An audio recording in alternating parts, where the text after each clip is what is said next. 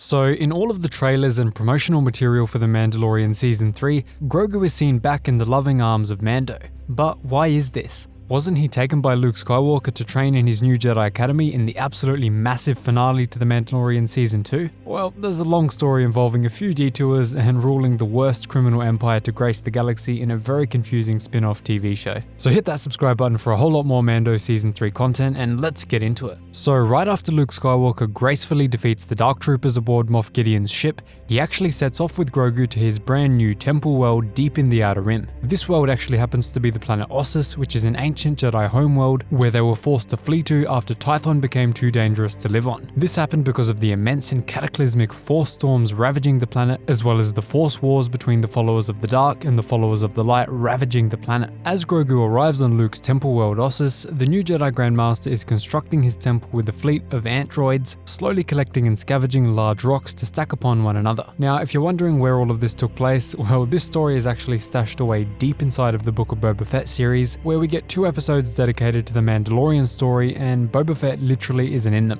Yes, you heard that right, there are 2 out of only 7 episodes in the Book of Boba Fett, and Boba Fett isn't even in them. Regardless, during these 2 episodes, Mando starts to feel a growing sadness that he is apart from Grogu, and he also returns to the Armorer, who has established a new Mandalorian covert on a remote ring world far away from any attention. Once there, Mando informs the Armorer that he used this spear to defeat Moff Gideon, the most hated and feared man in Mandalorian culture, but that it was gifted to him by a Jedi, Ahsoka Tano. Hearing this, the Armorer warns Din Djarin that spears made from Beskar can also pierce Beskar armor and are therefore a threat to all Mandalorians. She warns that Beskar should never be used for weaponry, only armor. As a result, Mando hands the spear over and asks it to be reforged into armor. As a result of this, she crafts a tiny but extremely protective piece of Beskar chainmail from the metal of the spear. With this in hand, Mando only has one option. He knows he must race back to Luke Skywalker's temple and hand the gift to the child, to reunite finally once again. Eventually, Mando makes it there and is greeted by R2-D2, but eventually falls asleep on a bed of leaves while waiting for Luke Skywalker to greet him.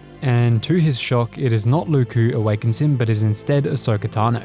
This confirms to us, the viewer, that Ahsoka has already had that extremely anticipated meeting with Anakin's son, but we don't know how that went down just yet. Maybe we'll see that first meeting in the Ahsoka show. Despite this, Mando wants to see the child to hand the Beskar chainmail to him, but Ahsoka warns him that if the child sees him, it will make things very difficult for him. As a result, Ahsoka delivers the Beskar chainmail to Luke herself, who in turn gives Grogu a choice. He can either take the lightsaber of Master Yoda and become a Jedi Padawan, or he can take the Beskar chainmail and become a Mandalorian foundling. Luke does this in a way that comes straight out of the Japanese manga Lone Wolf and Cub. We then skip ahead to the final episode of the Book of Boba Fett, where we are informed of Grogu's choice by R2 dropping him off on Tatooine, where the final battle of the show takes place, and we find out that he took the chainmail. Grogu then randomly bumps into Mando during a street fight alongside Boba Fett's criminal syndicate in Mos Espa, and they are very happy to see each other once more. A horrible way to reunite them from a fan perspective, but a pretty touching one in universe. And if anything sounded weird during this explanation, well, that describes pretty much the whole of the Book of Boba Fett.